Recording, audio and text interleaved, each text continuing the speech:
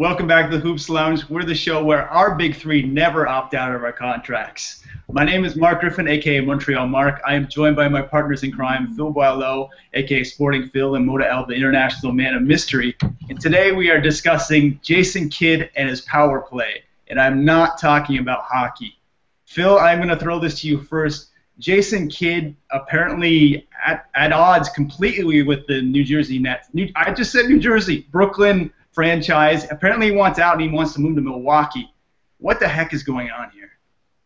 I just think there's too much craziness. I think there's I mean, you hate to say it, but these mafia-esque types, I don't think it's a good situation for him there.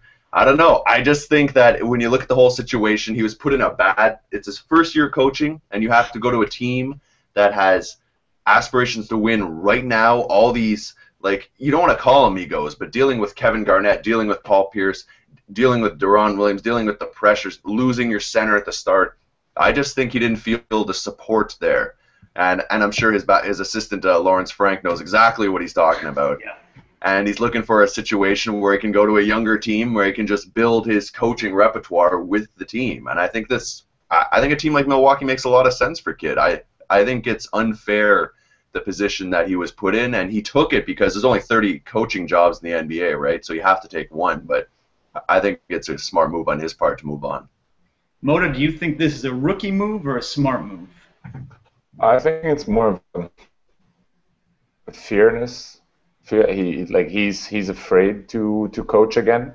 I think what the sources are saying is that he's not going for a coaching position. He wants to go more into the management position, like the president of basketball operation.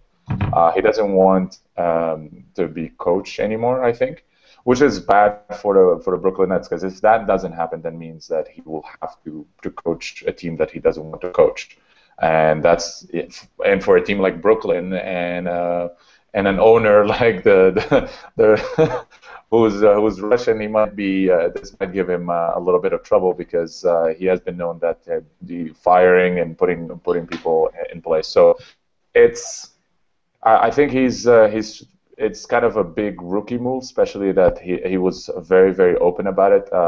He would have known, if he would have done better, if he would have not shown anybody else, or probably played it a little bit more secret, just because this will get to the players too.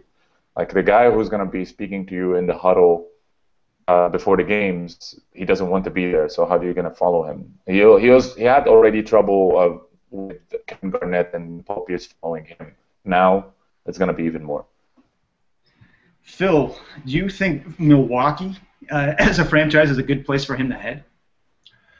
I do. I think, well, it depends in what role he's choosing to take. I mean, as a head coach, if he chooses to want to do that, I think it's great, because I think whenever you're put in a position where there are no or low expectations, then you can grow as a coach and develop your own system. Whereas if it's a playoff or bust idea because of a payroll, that largely changes what you can do in terms of creativity, in terms of implementing your own system.